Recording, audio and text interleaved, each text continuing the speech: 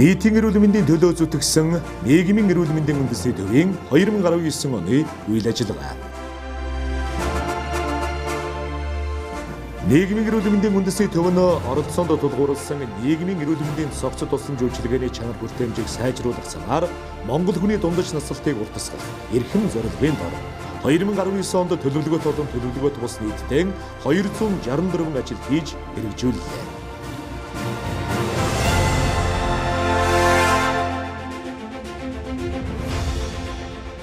Бид эрдэм шинжилгээ судалгааны ажил, төсөл хөтөлбөр, олон улсын хурал сургалт, лаборатори, нийгмийн эрүүл мэндийн мэдээлэл сурталчилгаа зэрэг олон талт үйл ажиллагаа явуулснаас оны онцлог ажлуудаа нэрлэн танилцуулж байна. Эрдэм шинжилгээ судалгаа төслийн онцлог ажлууд. Нийгмийн эрүүл мэндийн үндэсний төв нь 2019 онд шинжилгээ ухааны технологийн сангийн 8, гадны байгууллагын 75 төслийн болон судалгааны ажлыг хийж гүйцэтгэлээ. Эдгээрээс эрдэм шинжилгээ судалгааны дараахан нэр бүхий томоохон 3 төслийг амжилттай гүйцэтгэн хүлээлгэн өгөх бэлтгэл ажлыг хангаад байна. Тарилах талбарт өвчний дархлал тогтоцсон, түүнд нөлөөлөх эрсдэл хүчин зүйлсийн судалгаа, инновацийн төсөл. Хроматографийн аргаар уургийн бэлтгэлүүд үйлдвэрлэх технологи нутагшуулах, инновацийн төсөл. Идэвхтэй хөдөлгөөнөөр хичээллэх талаар хүн амын мэдлэг, хандлага, дадлагын судалгаа, захиалагтай төсөл. Түүнчлэн 2019 онд шинээр хэрэгжүүлж эхэлсэн бас нэгэн томоохон төсөл бол Монгол орны хүн амын дундах амбай учирхай мөчлөл, түүнд нөлөөлөх йод болон эрсдэл хүчин зүйлийг судлах нь захиалагтай төсөл билээ. Нийгмийн эрүүл мэндийн үндэсний төвийн эрдэм шинжилгээний ажилтнууд 2019 онд 10 гаруй эрдэм шинжилгээний ажлыг үр дүнгээр импакт фактор өндөртэй олон улсын төвчний сэтгүүлд нийтлүүлэн олонний хүртээл болголоо. Бид 2019 онд Дэлхийн эрүүл мэндийн байгууллага болон нэгдсэн үндэсний байгууллагын хүүхдийн сангийн санхүүжилтээр дараах судалгааны ажлуудыг хийлээ. Үүнд халдвар тус өвчин, ослог эмтлийн шалтгаан, эрсдэл хүчин зүйлсийн тархалтын үндэсний 4-р судалгаа. Дэлхийн залуучуудын тамхины хэрэглээний судалгаа, агаарын бохирдлын талаарх эмч мэрэгжилтнүүдийн мэдлэг, хандлага, дадлын судалгаа, агаарын бохирдол, бактери өвчний харилцан хамаарлын судалгаа зэрэг ажлуудыг онцлон нэрлэж байна.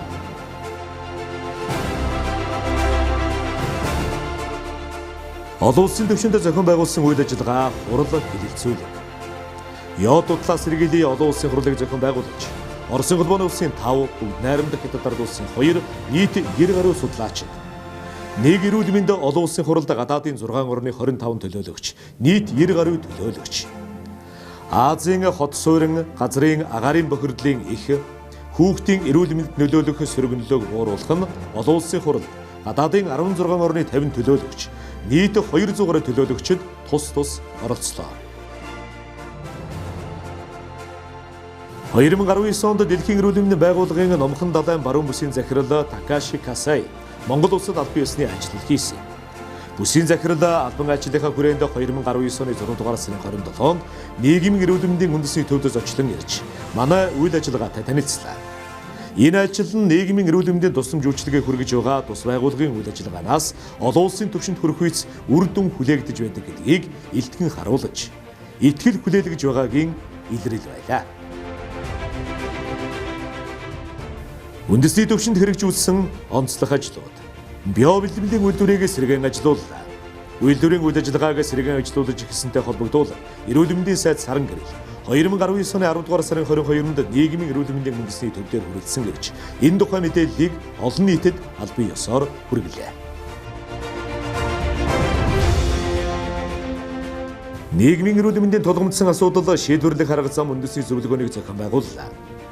Нийгмийн эрүүл мэндийн үндэсний төвийн нэрмжтэй шилдэг нийгмийн эрүүл мэндийн төвийг шалгаруулж, энэ өргөмжлөлийг Дархануул аймгийн нийгмийн эрүүл мэндийн төв гардан авлаа. Нийгмийн эрүүл мэндийн лавлгаа лабораториуд болох хоол судлал, шимт хичээлийн лаборатори, орчны эрүүл мэндийн хор судлалын лаборатори, МНС ISO стандартыг хангаж, лаборатори итгэмжлэлийн хугацааг дахин 4 жилээр сонгуулан, стандарт хэмжилсэн газрын магадлан итгэмжлэлийн гэрчлэгээ гардан авлаа. Эрүүл мэндийн байгууллагын эмч ажилчдын эрүүл хооллолтын талаарх мэдлэг ур чадварыг сайжруулах арга хэмжээний хүрээнд говьсөнбөр, төв, Увсод, Орнод аймагт сургалт явуулж, эрүүл мэндийн газар дээр хүн амд эрүүл хооллолтын зөвлөгөө өгөхөөрөг тохижуулж хүлээлгэн өглөө. Дархан уул аймаг Сонгон хайрхан дүүрэгт хэрэгжүүлж байгаа Монг Пен загвар төслийн хүрээнд халдвар тус өвчин, зүрх судасны өвчлөөс сэргийлэх, тусламж үйлчилгээ үзүүлэх үндэсний хэмжээний 54 сургагч багшийг бэлтгэлээ. Төслийн аймаг дүүргийн бүх өрхийн эмнэлэгт онцлогоо амжилтгааны 10 нэр төрлийн багаж төхөөрөмж гардууллаа.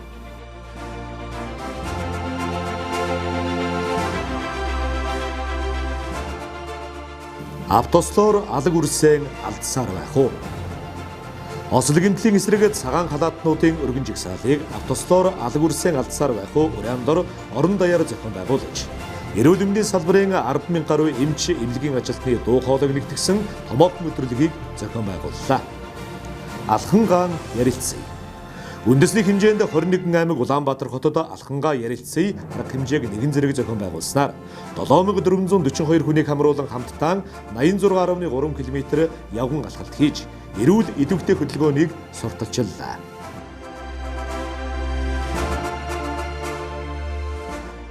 Тамхиталтын эсрэг хувьсгал.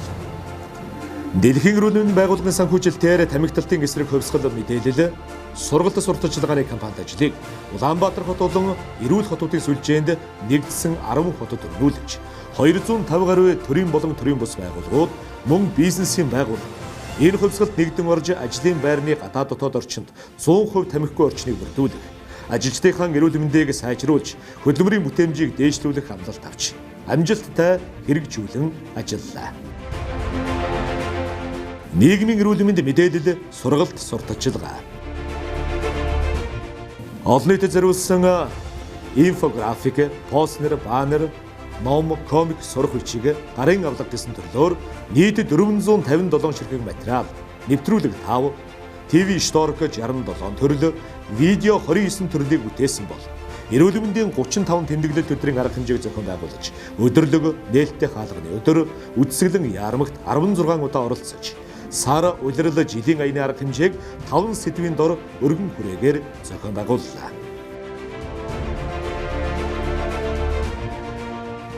Эрүүл мэндийн салбарын хэмжээнд улс орон даяар өрнүүлсэн Тэмбүг устгахын үйл ажиллагааны хүрээнд мэдээллийн бүхий сувгаар нийт 10 гаруй төрлийн видео шторк, инфографик, телевизийн нэвтрүүлэг бэлтгэн түгээж хэвлэл мэдээллийн хэрэгслээр 40 гаруй удаа яриа сурвалжлага өглөө.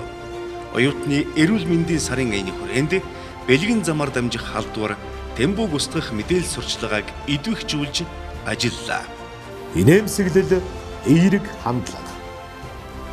Бид 2019 онд инээмсэглэлээр эерэг хандлагыг бий болгож, инээмсэглэлээс бид урам авч ажиллалаа. Эрүүл мэндийн салбарын хэмжээнд инээмсэглэл эерэг хандлага уряндор зохиогдсон бүхий л арга хэмжээнд байгууллагаараа идэвхтэй оролцож, энэ уряндор хамт олноор явган аялал, өдөрлөг, эм дэмэнд талархлын мод зэрэг хөдөлгөөн өрнүүллээ. Спортын уралдаанд тэмцээнд ч энэ л урья бидэнд амжилт авчирлаа. Нийтийн эрүүл мэндийн төлөө зүтгэсэн нийгмийн эрүүл мэндийн үндэсний төвийн хамт олонны 2019 оны онцлог ажлуудыг нэрлэн танилцууллаа. Бид улиран одож буй 2019 оноо үдэн айлчлалын ирж буй 2020 оныг угтан авч буй энэ цаг хугацааны солилцол дээр ажиллаа дүгнэн амжилтаа алдаршуулж алдаа оноогоо цэгнэн алсын бодлоо цэгцэлж үүрэг хариуцлага эргцүүлэн дэнсэлдэг сайхан уламжлалтай.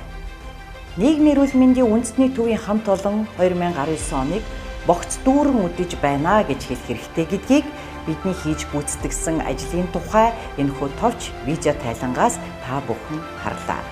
Олон улсын түвшний болон үндэсний хэмжээний томоохон эрдэм шинжилгээ, судалгааны ажил, төсөл хөтөлбөрийг амжилттай хэрэгжүүлж, үр дүнг нь Монгол хүний дундаж наслтыг уртасгах эрхэм зорилготой хүрэхин төлөө зориулан ажиллаж буй нийт хамт олон эрдэм шинжилгээний ажилтнууд та бүхэндээ хамгийн ихээр талархаж байгаагаа баярын өнөдөр илэрхийлэхэд таатай байна. Та бүхэндээ шинэ жилийн баярын мэнд хүргэе. Шинэ ондоо улам ихийг бүтээхийн төлөө гар сэтгэлээ нийлүүлэн нийтийн эрүүл мэндийн төлөө хамтран ажиллацгаая.